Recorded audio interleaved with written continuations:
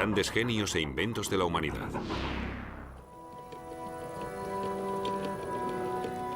Durante siglos, la difusión del conocimiento en forma de libros fue un privilegio elitista reservado, sobre todo, a monjes y sacerdotes. Los libros eran objetos únicos de un valor incalculable. Pero en la Edad Media, para el pueblo llano, no tenían prácticamente ningún significado, pues no sabían ni leer ni escribir.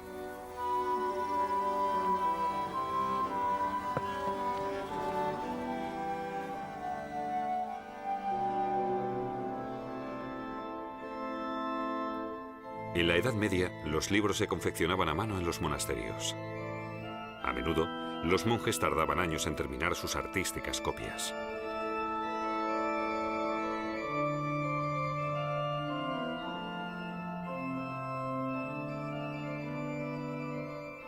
Pero en 1450, un invento cambió el mundo.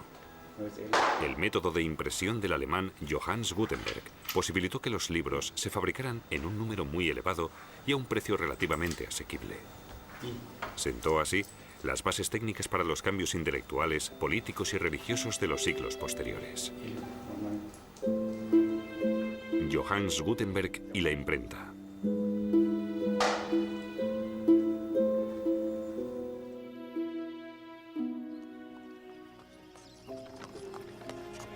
Johannes Genfleisch, que después se llamaría Gutenberg, nació en Mainz en 1400. Su padre, un acaudalado patricio, se dedicaba al comercio. El joven Johannes ingresó en la escuela monástica de Mainz y a partir de ahí se le pierde el rastro, de momento. En Estrasburgo, donde Gutenberg se instaló en 1434, se recupera su pista. Allí abrió un taller donde se dedicaba a la talla y la fabricación de espejos. Los creyentes valoraban mucho sus espejos sagrados y tenían la esperanza de recibir parte del talante bendito que les atribuían. Y para Gutenberg, eran un lucrativo negocio. El comercio de objetos religiosos estaba en auge. Especialmente gustaban los grabados de imágenes sagradas.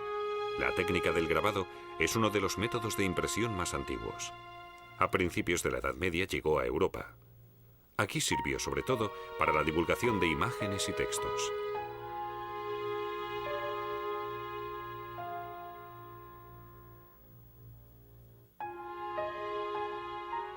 Pero la fabricación de las páginas sueltas era muy laboriosa. Primero se pintaba sobre una madera el texto invertido. De ahí se extraían las letras correspondientes. Después se teñía el grabado, se ponía el papel encima y se fijaba con la ayuda de un cortapapeles.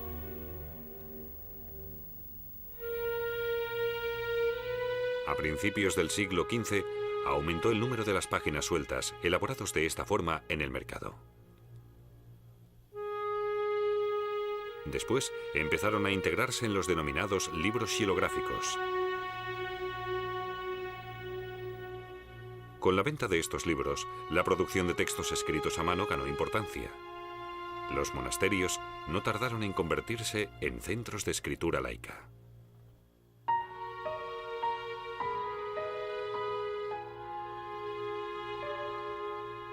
Con la fundación de las primeras universidades surgió una gran demanda de libros. Junto a ellas las bibliotecas, en las que el saber de la humanidad se hacía accesible en forma de libro. El momento exige una adquisición más barata y más rápida de libros. Los eruditos quieren, sobre todo, copias idénticas. Todo ello lleva a buscar fervientemente un nuevo método de fabricación. Y exactamente eso es lo que busca Gutenberg. En el año 1446 regresa a Mainz. Allí encuentra un socio de poder financiero, lo que le permite abrir su Werk der Bücher, su empresa del libro. Gutenberg tuvo una idea genial para las copias. Descompuso un texto en todos sus componentes: las letras, los signos de puntuación y las combinaciones de letras existentes, las denominadas letras ligadas.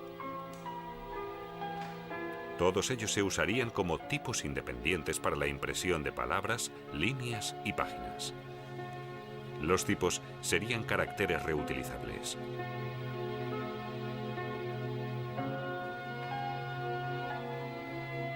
Para su fabricación, primero grababa la letra invertida en un bloque de metal y con este golpeaba un cubo de cobre blando.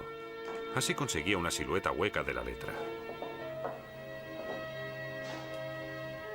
Esta silueta, denominada matriz, definía la forma de los moldes reales que se fabricarían con plomo fundido.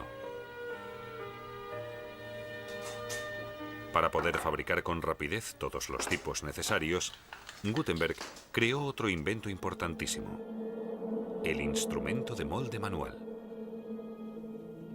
Funcionaba como un molde de escayola rectangular. En un extremo se ponía la matriz. Entonces se introducía plomo fundido.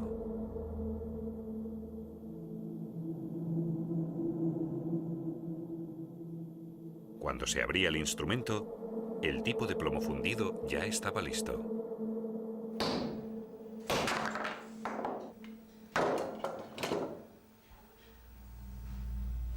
Como las matrices eran reutilizables, se podían fabricar un número ilimitado de tipos idénticos. Finalmente, el cajista componía las líneas con los tipos.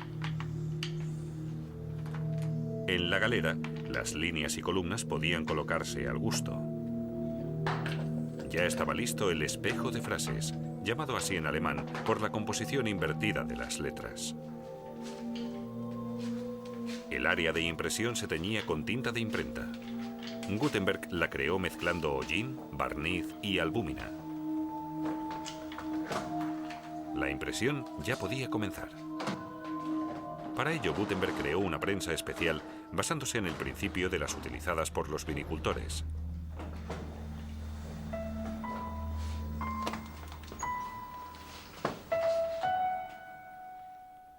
Las primeras impresiones de Gutenberg fueron documentos, órdenes papales y gramáticas.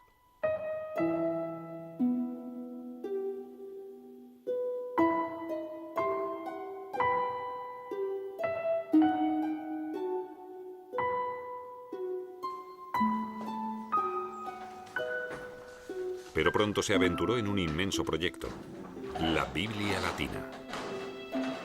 Para la fabricación de su Biblia, tuvo que moldear más de 100.000 tipos. El cajista y el impresor de Gutenberg trabajaron más de 2 años en la primera tirada de 180 ejemplares.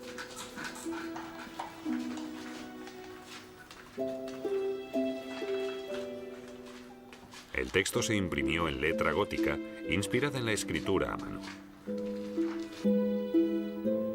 Al final, el iluminador añadió las iniciales de colores y los dibujos. Con su Biblia, uno de los libros impresos más bonitos del mundo, Gutenberg demostró que los libros xilográficos podían competir en belleza con los escritos a mano.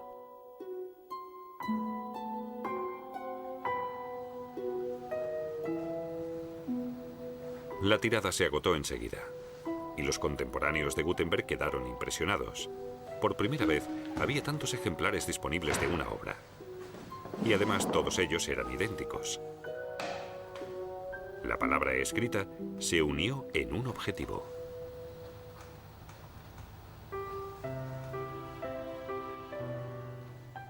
La existencia de la revolucionaria técnica se difundió enseguida. Pronto se abrieron las primeras imprentas en Bamberg, Colonia y Basel. En Venecia, el habilidoso editor Aldo Mannuccio empezó a imprimir los grandes clásicos. Sus clientes eran todos los humanistas de la élite de Europa. Mannuccio contrató a los mejores impresores de su época. Inventaron la letra romana, antigua, que no tardó en extenderse por Europa. 20 años después del invento de Gutenberg, la nueva técnica de impresión se había impuesto rotundamente. Miles de títulos salían al mercado en tiradas de hasta 1000 ejemplares. Ahora, el pueblo llano podía acceder también a los libros, y la alfabetización de la sociedad permitió que el número de lectores aumentara cada vez más. Uno de los mayores admiradores de Gutenberg fue el reformador Martín Lutero.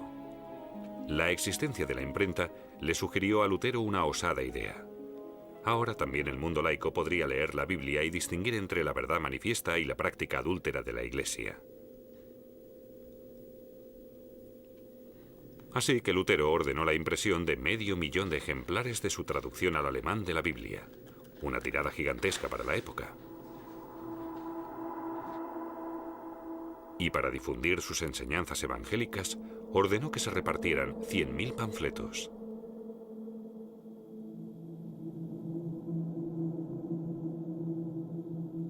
Pero no fue solo Lutero. Emperadores, reyes y ciudades imperiales libres también usaron la imprenta para cumplir sus objetivos. Pronto las páginas impresas empezaron a usarse para la difusión de noticias. Cuando en 1524 se supo de la existencia de una constelación rara, el país se inundó de noticias anunciando una inminente inundación.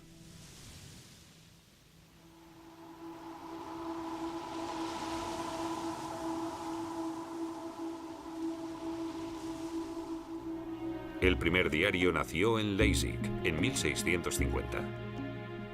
El Einkommenden Zeitungen se publicaba 6 días a la semana. Con la invención de la prensa accionada por vapor y la prensa de cilindro en el siglo XIX, comenzó la revolución de los periódicos. Con el procedimiento offset se cambió definitivamente la técnica de impresión de Gutenberg. Ahora se ponen en un plano el área de impresión y la de no impresión. Primero se transfiere con láser el área de impresión sobre una fina plancha de impresión. Después, la plancha se humedece con agua para que el área de no impresión no absorba la tinta. Y por último, se aplica la tinta grasa, que solo se fija en la superficie iluminada. En el procedimiento offset, la plancha no transfiere directamente la tinta al papel. La tinta se compensa después en un rodillo de goma. De ahí el nombre de offset en inglés, y de ahí pasa al papel. Así se puede imprimir de forma rápida e incluso en papeles de bajísima calidad. El procedimiento offset es el método de impresión más utilizado actualmente. A pesar de su posterior desarrollo, Johannes Gutenberg sentó con su imprenta las bases del mundo de la comunicación actual. Su invento se considera hoy uno de los más importantes de la humanidad.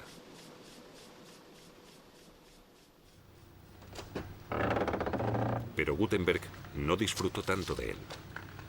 Durante la impresión de la tirada de su Biblia, su prestamista le exigió el pago de su crédito. Tras un litigio, Gutenberg perdió su imprenta y con ella todos los ejemplares terminados de su Biblia. Al poco tiempo, las tropas enemigas tomaron Mainz. Gutenberg tuvo que exiliarse. 3 años después, volvió a su ciudad natal como empleado del nuevo arzobispo. El 3 de febrero de 1468, el inventor murió. Fue enterrado en la iglesia franciscana de Mainz.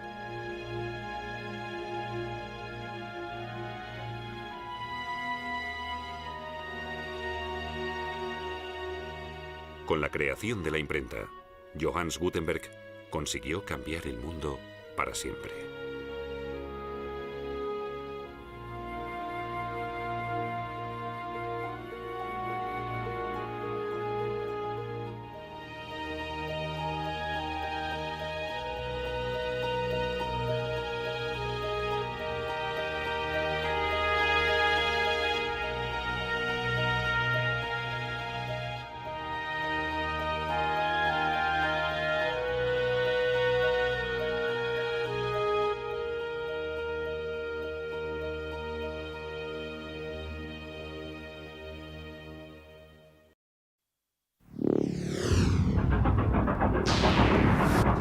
Grandes genios e inventos de la humanidad.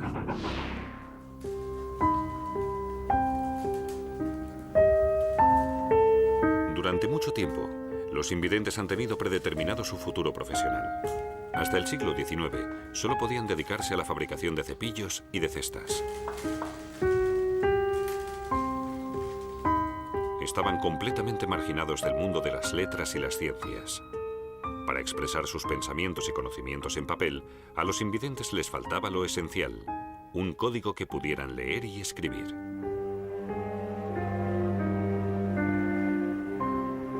Fue un joven de 16 años el que consiguió cambiar esto, Louis Braille. En 1825 creó el sistema de escritura que actualmente se utiliza en todo el mundo como código de escritura para invidentes. Louis Braille y la escritura para invidentes.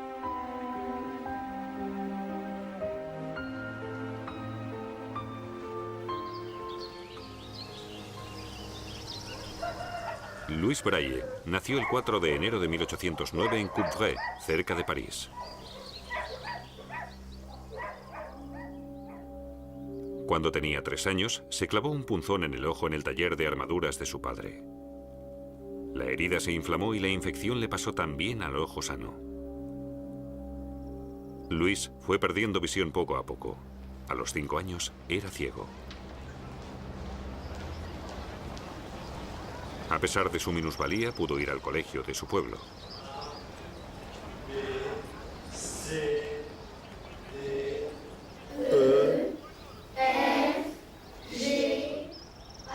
Louis aprendió el abecedario y las tablas de multiplicar, pero no sabía el aspecto que tenían ni las letras ni los números.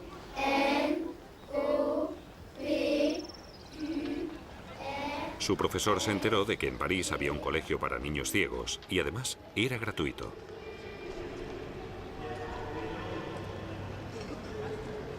Durante mucho tiempo, apenas nadie había defendido los intereses de los invidentes. En 1749, el escritor francés Denis Diderot dio cuenta de su destino en su Carta sobre los ciegos. En ella proclamó que había que hacer algo de una vez para proporcionar a los invidentes una vida más humana.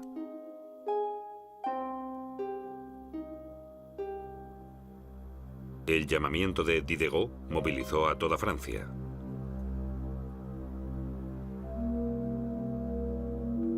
El pedagogo Valentin Ahuy fue el primero en actuar. En 1785 fundó en París el primer colegio para invidentes de Europa.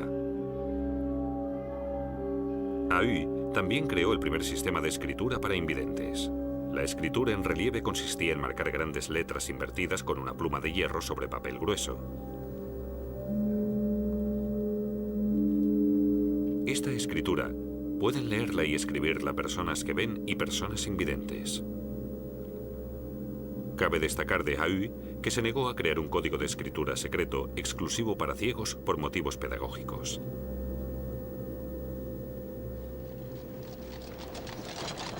En 1819, cuando Louis Braille ingresó en el Colegio para Invidentes de París, se estableció allí la escritura de Ahuy. El nuevo director, el doctor Pignier, ordenó incluso la creación de una biblioteca para sus alumnos. Pero solo había un par de docenas de libros, todos ellos con escritura en relieve, y leerlos así resultaba muy complicado. Pero el curioso Louis los devoró todos enseguida. En 1821, el capitán de artillería Charles Barbier de la Serre visitó el colegio parisino. Le presentó al director un código secreto que había creado hacía algunos años. Su código de puntos en relieve permitía que los soldados pudieran leer mensajes en la oscuridad.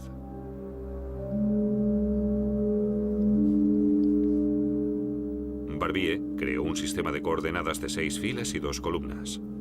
A cada uno de los 36 sonidos de la lengua francesa le asignó un grupo de 2 a 12 puntos. Los puntos estaban marcados en relieve. Barbier puso su sistema de escritura a disposición del colegio.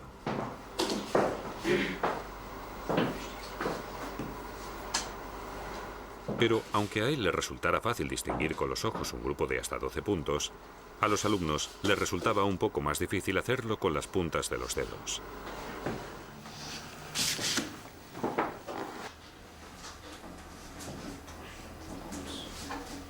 Cuando empezaron a modificar su sistema, Barbier se indignó. Y, ofendido, se marchó.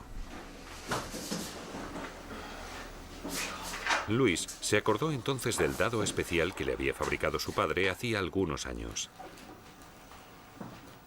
Tenía los lados algo hundidos y cada uno tenía un máximo de 6 puntos.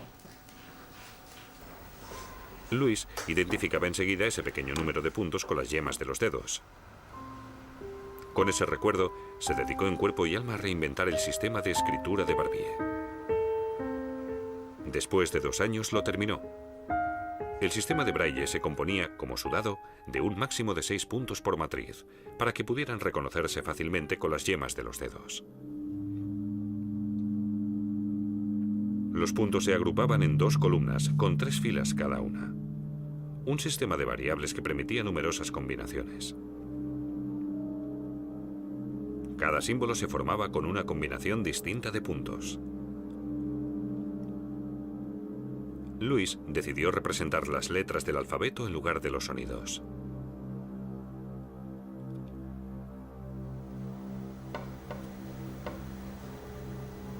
Su código de escritura tenía que orientarle en el lenguaje escrito, no en el hablado.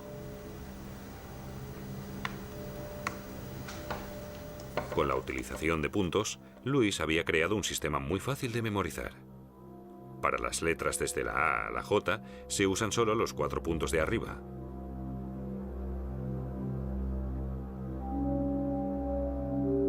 Desde la K a la T se usan combinaciones con el punto de abajo a la izquierda. Y para el resto de las letras, combinaciones que incluían el punto de abajo a la derecha.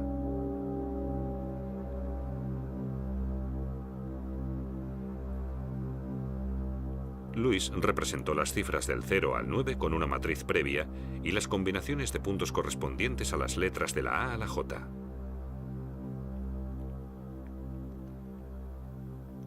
Como todos los puntos pueden ponerse o quitarse, se pueden crear un total de 64 combinaciones, suficientes para el alfabeto y muchos caracteres especiales franceses. Louis le presentó su código de escritura al director. Estaba más que claro. Con el código que había creado a escondidas de su profesor, Braille, de 16 años, había revolucionado el mundo de los invidentes. Pero Louis tenía más que ofrecer. Con la ayuda de su padre, había creado también un utensilio para escribir y su correspondiente soporte. Con los inventos de Braille, los invidentes no solo podían leer, sino también escribir. Henri était paresseux. Un instant, s'il te plaît. El director Pigné estaba emocionado. Gracias a su compromiso incansable, el sistema de Louis Braille se pudo dar a conocer. Pero aún pasarían muchos años hasta que el mundo de los videntes reconociera el código Braille. Su principal objeción: solo los videntes con una formación especial podrían leer ese código, y eso marginaría todavía más a los invidentes. Maintenant, Abel, là, on continue. Lentamente se fue demostrando que los invidentes solo podían leer y escribir con rapidez con el código Braille. Bien appuyé. Vers le côté. En 1854, 2 años después de la muerte de Braille, su código se reconoció oficialmente en Francia como el sistema de escritura para invidentes. Montre. Encore une fois. Poco después, se fabricaron a mano los primeros libros escritos en código Braille. Entre los ciegos no tardó en correrse la voz. Quien domine el código Braille tendrá acceso a los libros.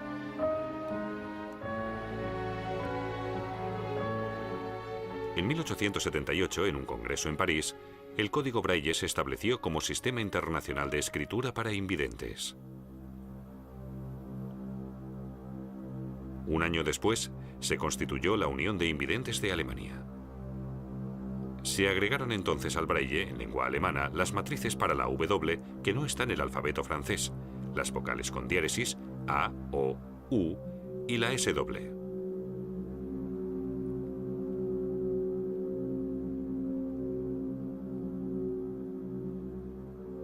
Paralelamente, técnicos e investigadores empezaron a interesarse por la escritura de puntos.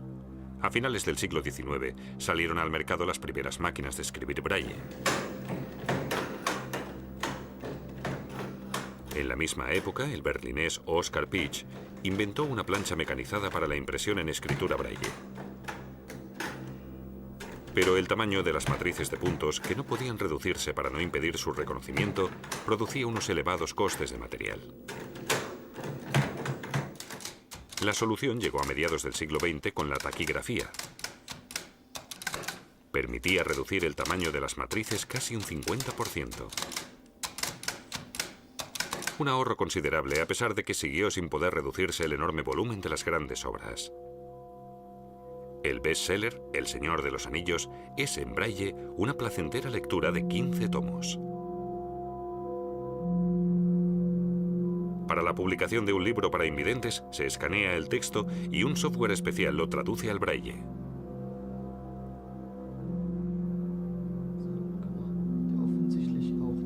Después de esto, un corrector vidente y otro invidente revisan todo el texto. In Richtung Straße und denkt, wenn das mit Absicht getan hätte, was 50 Luego se marca el texto con la plancha mecanizada en la placa de impresión.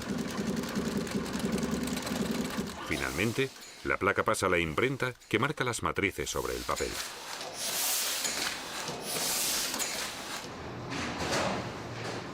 Al acabar, ya se pueden unir las hojas impresas.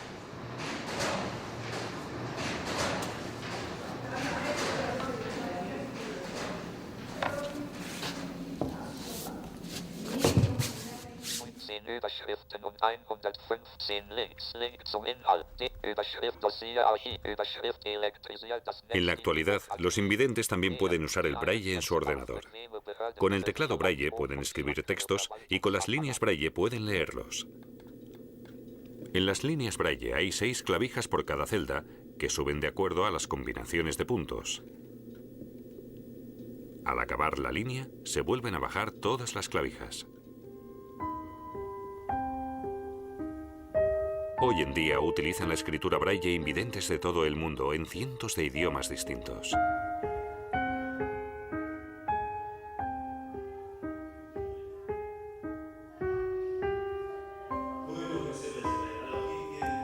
Pero Braille no llegó a disfrutar del auge de su código de escritura. Sin embargo, pudo enseñárselo a muchos alumnos del colegio parisino como profesor adjunto.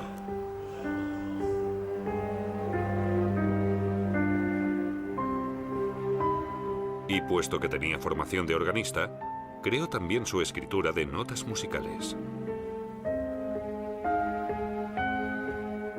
Con ello, abrió a los invidentes de todo el mundo un nuevo campo profesional, para el que muchos de ellos tienen verdadero talento: la música.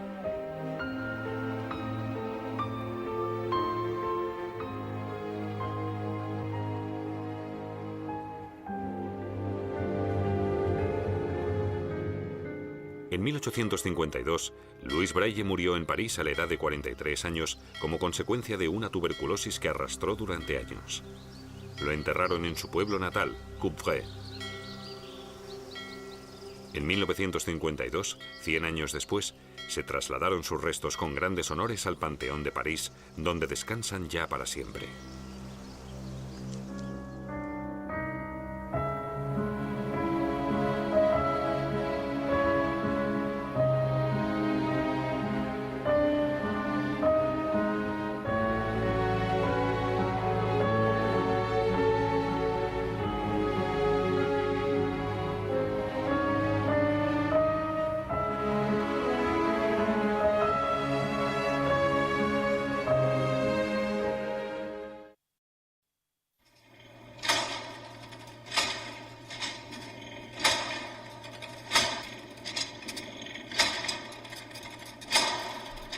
Grandes genios e inventos de la humanidad.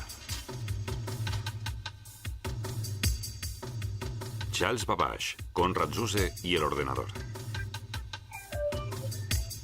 El ordenador. Para muchos sigue siendo un enigma. Lo que esconde en su interior no podemos verlo. El ordenador, una herramienta para la inteligencia, capaz de hacer cosas realmente increíbles. Hace algunos años solo podíamos verlo en nuestros sueños.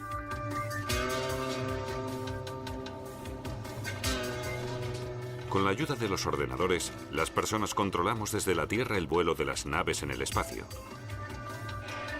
La misma técnica se utiliza en Frankfurt, Nueva York o Tokio para supervisar las operaciones de acciones y divisas. El espacio y el tiempo son casi insignificantes. Gracias a la comunicación por ordenador, el mundo se une mientras en los monitores nace ya la imagen de un nuevo mundo artificial. La tecnología de la información, con su aparente omnipotencia, también genera miedos. Ya desde sus comienzos, cuando el ordenador aún era para muchos un misterioso cerebro electrónico.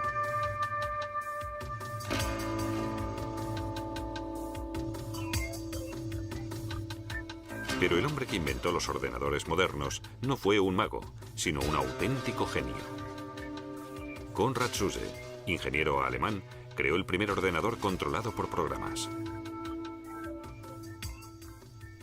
Su modelo Z1, aparentemente, no tenía nada en común con los ordenadores actuales. Error. El ordenador de Zuse ya trabajaba con el código binario, un sistema de numeración que solo reconoce las cifras 0 y 1. Con él, Zuse inventó el procesamiento de datos moderno. Antes que él, muchos otros intentaron fabricar máquinas automáticas. En 1642, el francés Blaise Pascal creó la primera calculadora mecánica del mundo. La pascalina hacía cálculos mediante el laborioso sistema decimal, con sus 10 cifras conocidas, y era muy complicada de utilizar.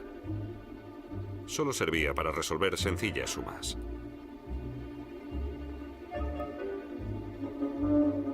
Gottfried Wilhelm Leibniz fabricó más tarde una máquina que permitía realizar las operaciones básicas. Leibniz inventó un mecanismo de rueda escalonada para acelerar los múltiples cálculos requeridos en la multiplicación y la división, mecanismo precursor de las posteriores calculadoras.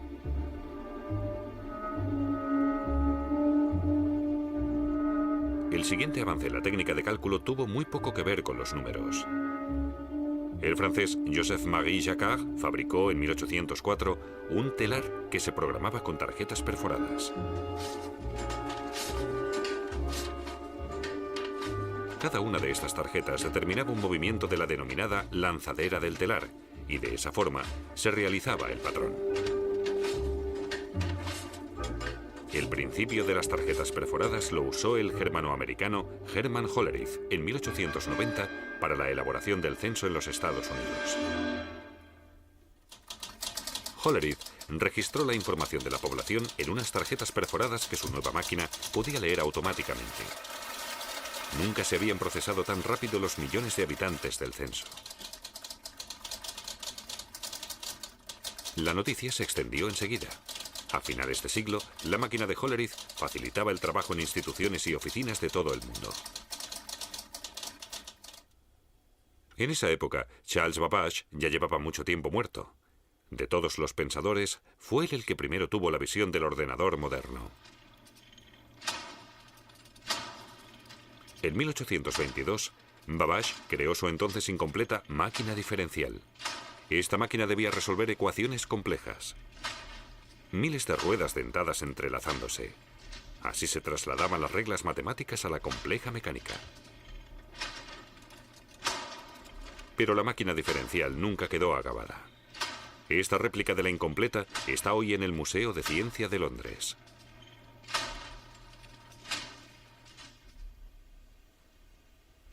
(1833) Babbage deja aparcada su máquina diferencial. Ahora sueña con un dispositivo aún más complicado. Esta nueva máquina analítica no solo realizará operaciones aritméticas, también resolverá cualquier problema matemático.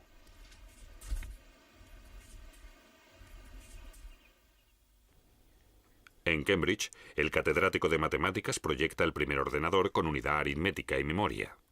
Su intención era introducir los programas con tarjetas perforadas. ¿El dilema? Para diseñar su máquina, Babbage tenía que volver a recurrir plenamente a la mecánica. No había ninguna otra opción. Una máquina de cálculo a vapor así pesaría varias toneladas, como un mecanismo de relojería gigante. Así que esta idea tampoco llegó a nada.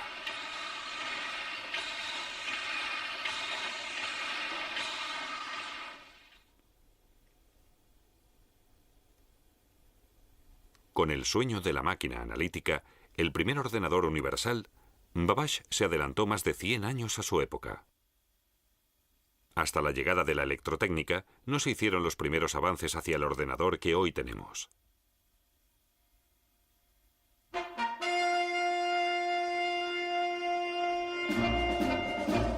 Berlín. El ingeniero mecánico Nobel, Konrad Zuse, sueña con una máquina que efectúe por él los pesados cálculos rutinarios. Zuse está convencido de que tiene que haber algún tipo de cerebro mecánico que sea capaz de despejar cualquier incógnita.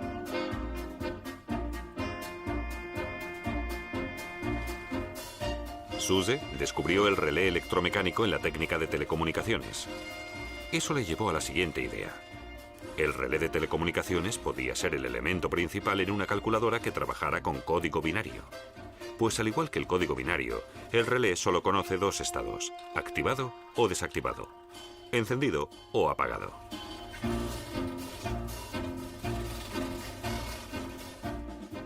Con ello, Zuse descubrió el secreto de la programación de datos. 1 o 0. Una calculadora electromecánica lo puede procesar fácilmente. La corriente fluye o la corriente no fluye. Un símbolo puede representar estos dos estados significativos. En el sistema binario, con 4 símbolos, se puede representar hasta 16 caracteres, o sea, 2 elevado a 4 caracteres. Por ejemplo, las cifras del 0 al 15. Para que comparen, arriba el sistema decimal, abajo el sistema binario.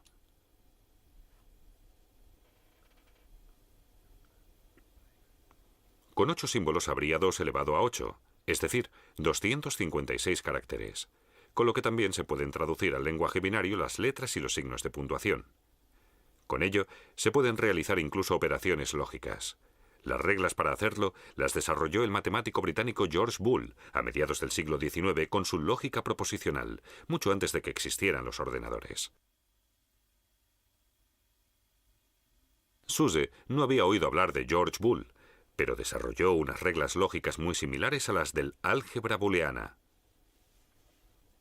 En 1936, Zuse empezó la construcción de su máquina con la ayuda de amigos en Berlín.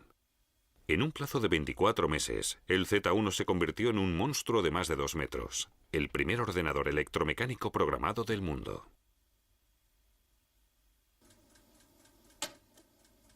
Zuse siguió perfeccionándolo. Durante la Segunda Guerra Mundial creó el modelo Z3. Su reproducción está hoy en el Deutsche Museum. La unidad aritmética constaba de unos 2000 relés. Una multiplicación sencilla costaba 5 segundos. Unas bombillas en la consola mostraban el resultado.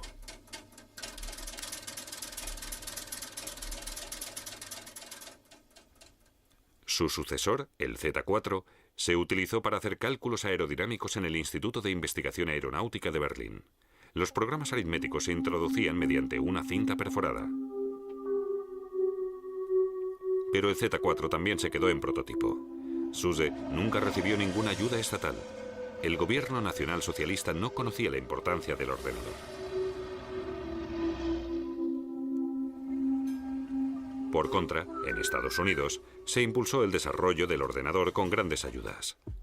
Todo comenzó en 1937 en los laboratorios de telefonía Bell. Allí, el matemático George Stibitz descubrió que el álgebra de Boole era el lenguaje perfecto para los relés telefónicos. Stibitz construyó un aparato con pilas, bombillas de linterna y alambres que podía hacer sumas binarias siguiendo los principios de Boole.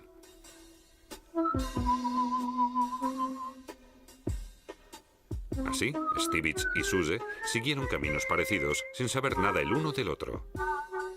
Stibitz llamó a su segunda calculadora calculadora compleja. Esta realizaba operaciones aritméticas completas. La nueva herramienta generó mucha expectación en Estados Unidos. A partir de entonces, se desarrolló a pasos agigantados. En 1943, Howard Aiken desarrolló el Mark I. Resolvió en un solo día problemas balísticos de la Marina de Estados Unidos, cuyos cálculos sin ordenador habían costado 6 meses. 1000 veces más rápido era el ENIAC de 1945, el primer ordenador con tubos de vacío, un total de 17.000. El ENIAC era, como todos los predecesores, una simple calculadora. No podía procesar ni otros datos ni otros símbolos. 50 años más tarde, en cada mesa de trabajo hay un ordenador personal que puede hacerlo con toda facilidad. La evolución de meras calculadoras a milagros electrónicos se lo debemos a magníficos teóricos.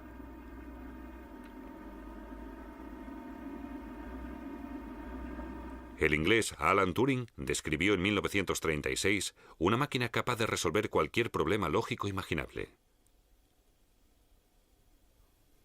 John von Neumann también descubrió que un ordenador podía realizar el planteamiento de cualquier problema que se le introdujera.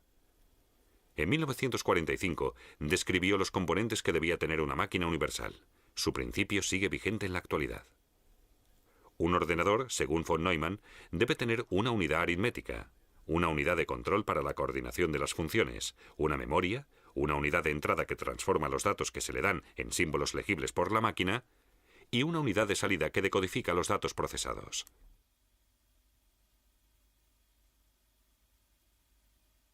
Además, el sistema debe trabajar con cifras binarias, tener un funcionamiento electrónico y realizar ordenadamente sus operaciones.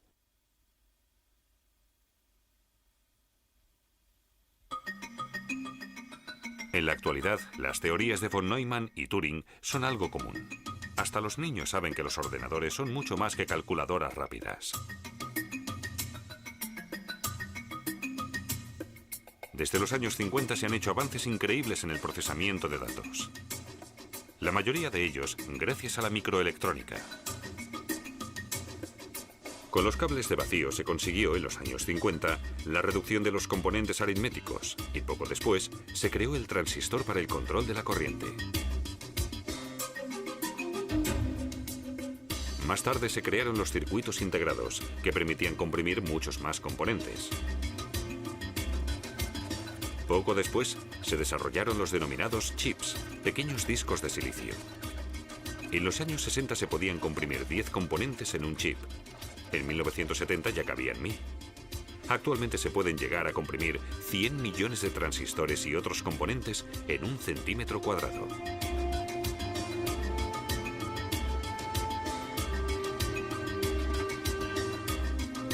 Mientras el rendimiento sigue aumentando constantemente, los precios de la ingeniería informática continúan bajando. Los ordenadores están más al alcance de todo el mundo. Gracias a sofisticados programas de aplicación, su uso es cada vez más fácil.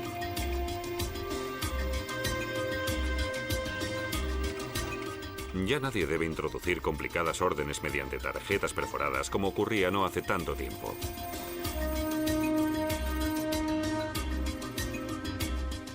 En el futuro, habrá ordenadores aún más pequeños que podrán controlarse mediante el reconocimiento de voz o de escritura manual. Estos aparatos electrónicos apasionan a muchos. A otros les gusta ver el desarrollo de la sociedad de la información. Konrad Zuse vivió el nacimiento del ordenador, pero no se le concedieron los derechos de patente porque supuestamente no cumplía el grado de invención.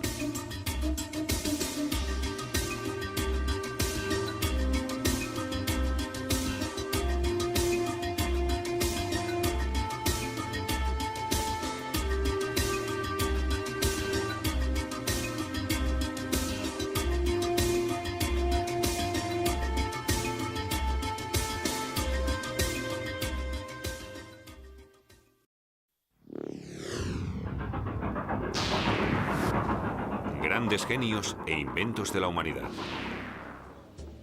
Navegar por Internet pertenece ya a nuestro día a día. Información, juegos, operaciones bancarias, millones de datos se envían, se reciben o se procesan de forma constante. Y hacerlo resulta tan fácil que todo el mundo puede orientarse en esta red universal. La tecnología que lo hace posible es la World Wide Web, que es, junto al correo electrónico, la aplicación más usada de Internet. Y por muy increíble que pueda parecer, le debemos esta tecnología revolucionaria a un único hombre, un programador fantástico, Sir Timothy Berners-Lee. Sir Timothy Berners-Lee y la World Wide Web. Timothy Berners-Lee nació el 8 de junio de 1955 en Londres. Sus padres formaban parte del equipo que construyó uno de los primeros ordenadores controlados por programas, el Mark I de la Universidad de Manchester. Un día, cuando llegué a casa después del colegio, recuerda Berners-Lee, mi padre estaba leyendo un libro de investigación cerebral. Buscaba remisiones que pudiera llevar a cabo un ordenador, estableciendo el mismo tipo de relaciones y asociaciones que el cerebro humano. Y de esa forma, vincular cosas con una característica común, aunque aparentemente no tuvieran nada que ver unas con otras. Por ejemplo, el diccionario define caballo como animal del orden de los perisodáctilos, pero una persona puede asociarlo a una figura de ajedrez. Lo mismo pasa con el potro, que a su vez puede asociarse a los moretones de los años de colegio. Cuando los textos se enlazan de esta manera, hablamos de hipertexto. Tras la breve conversación con su padre, Berners-Lee se implicó de tal forma en la tarea que ya no abandonó en toda su vida la idea de conseguir que un ordenador generara hipertextos por sí mismo. En 1973, Berners-Lee comenzó sus estudios de física en la Universidad de Oxford. Allí fabricó con transistores, con uno de los primeros microprocesadores y con un televisor viejo, su primer ordenador. Cuando terminó sus estudios, Berners-Lee empezó a trabajar como programador. En 1980 se marchó 6 meses a Suiza. Allí trabajó en el CERN, el Centro Europeo de Investigación Nuclear. Al llegar Berners-Lee desconocía quién era el responsable de qué y qué programas informáticos utilizaba. Así que para hacerse una idea general creó su propio programa. Este relacionaba los documentos con los trabajadores, con sus proyectos y con el software que utilizaban.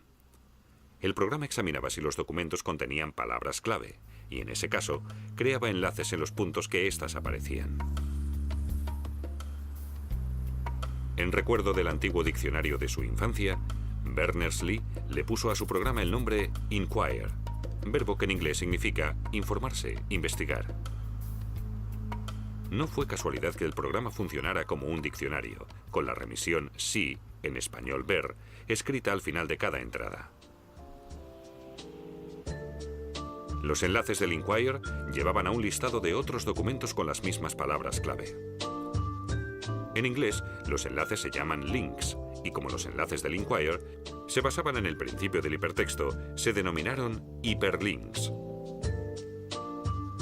Pero el programa de Berners-Lee solo se usó en los ordenadores del CERN y nunca se publicó. Sin embargo, fue la base para la posterior World Wide Web. Berners-Lee no solo quería enlazar los documentos de un mismo ordenador, pretendía conectar los documentos de varios ordenadores de diferentes sitios. Y esa idea desembocará finalmente en la World Wide Web. En esa época ya existía una estructura de red que vinculaba varios ordenadores conectados, Internet, que ofrecía el alojamiento ideal para la materialización de su visión. Los orígenes de Internet datan del año 1957, cuando irrumpió en Estados Unidos el denominado shock del Sputnik. Today, a new moon is in the sky, a 23-inch metal sphere placed in orbit by a Russian rocket. La Unión Soviética fue el primer país en lanzar un satélite al espacio. La sorpresa de Estados Unidos fue enorme.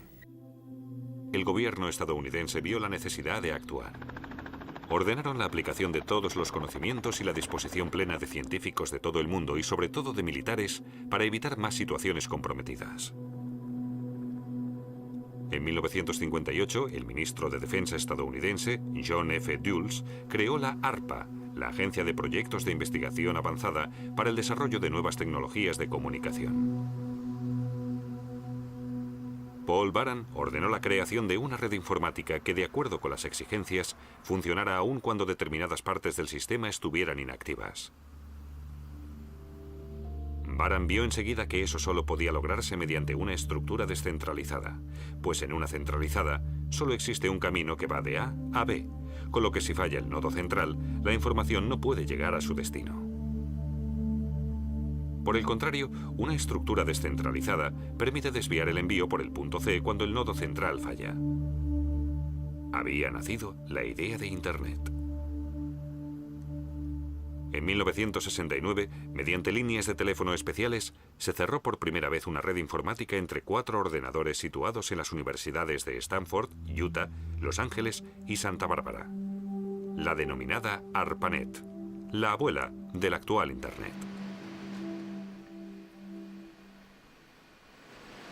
Los científicos que pudieron acceder en su día a esa red vieron enseguida su poder. Los datos se podían transmitir en cualquier momento desde ordenadores a gran distancia.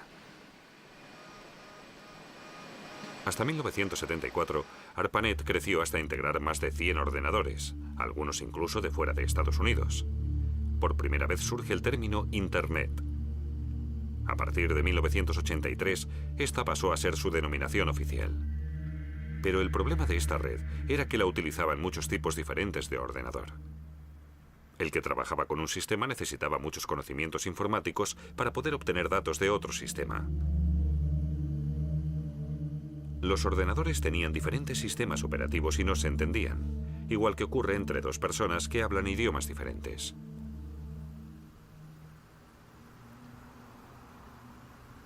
Tim Berners-Lee quería encontrar un denominador común.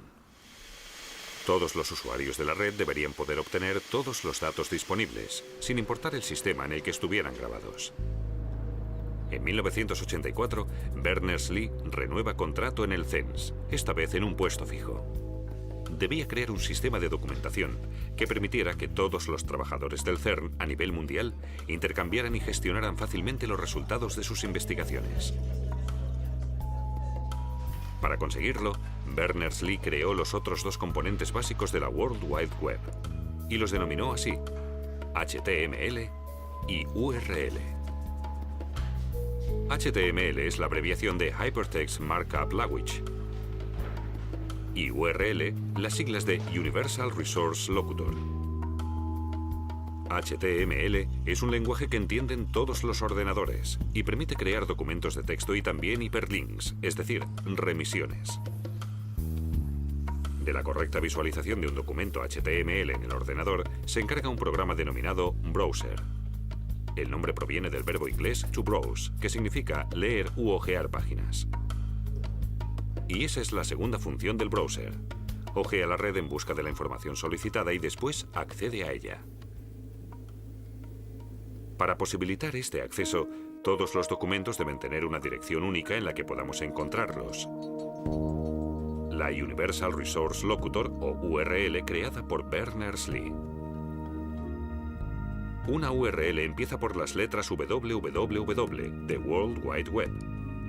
Después va el nombre del ordenador en el que están grabados los datos que queremos, lo que normalmente se denomina servidor. Al final de la URL se escribe el tema concreto sobre el que queremos información. En nuestro ejemplo, Berners-Lee como subtema del apartado People. Con esta dirección, todos los documentos son perfectamente localizables en todos los ordenadores conectados a la red. Así, Berners-Lee convirtió lo que en principio había concebido para los usuarios del CERN en su nuevo producto, la World Wide Web. Su ordenador en el CERN fue el primer servidor de la red. En él se podía acceder a toda la información de la red universal. Con su publicación, Berners-Lee provocó una auténtica reacción en cadena. La ya existente Internet estaba esperando un instrumento como la World Wide Web. En todo el mundo, sus compañeros se pasaron días y noches sentados frente a su ordenador, instalando nuevos servidores, mejorando la programación y ayudando al crecimiento de la World Wide Web en sus inicios. Una gran diferencia respecto a hoy era la denominada interfase de usuario, es decir, lo que veía el usuario en su monitor. Antes, solo se visualizaban textos y había que teclear todas las funciones y órdenes. La World Wide Web era todavía una herramienta de expertos. En 1993, el estudiante Mark Andreessen programó el Browser Mosaic, que permitía por primera vez integrar imágenes y activar hiperlinks haciendo un simple clic.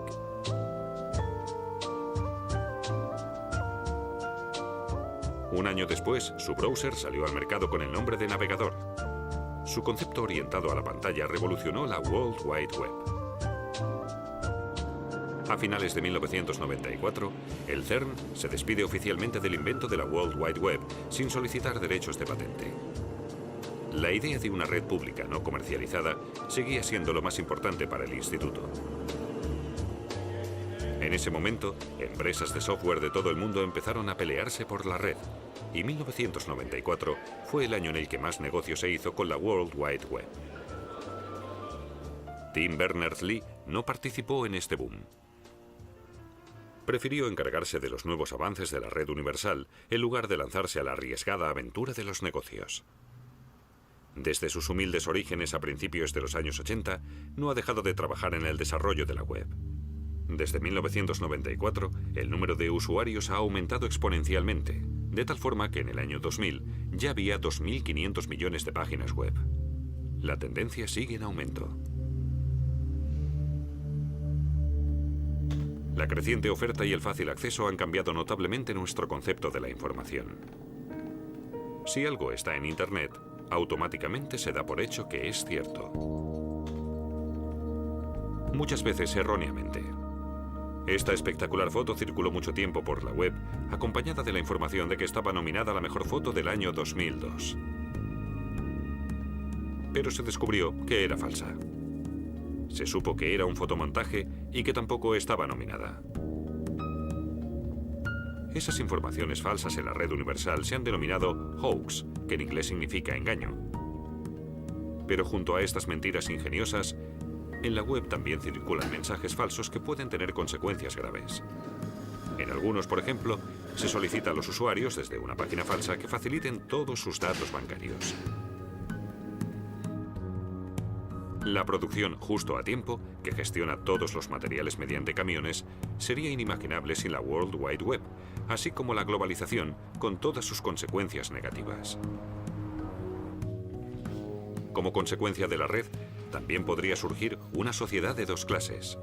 Los que prefieren seguir documentándose a la antigua usanza pueden encontrar la información que buscan en infinidad de libros de consulta, o pueden no encontrarla a pesar de haber invertido muchísimo tiempo.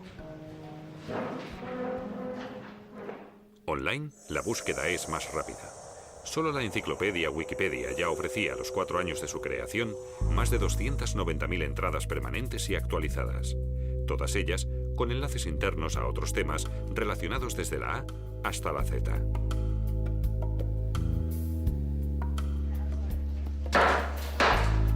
El mazo de las subastas online ha golpeado, sin embargo, únicamente a los usuarios de la plataforma de comunicación del siglo XXI.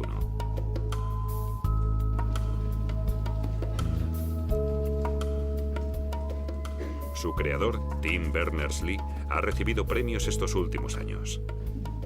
En julio de 2004, la reina Isabel de Inglaterra lo nombró caballero. Él se muestra más crítico ante la creación de la World Wide Web. Una vez, cuando le preguntaron si la red universal nos había hecho más listos, respondió: en realidad no, pero estamos mejor comunicados.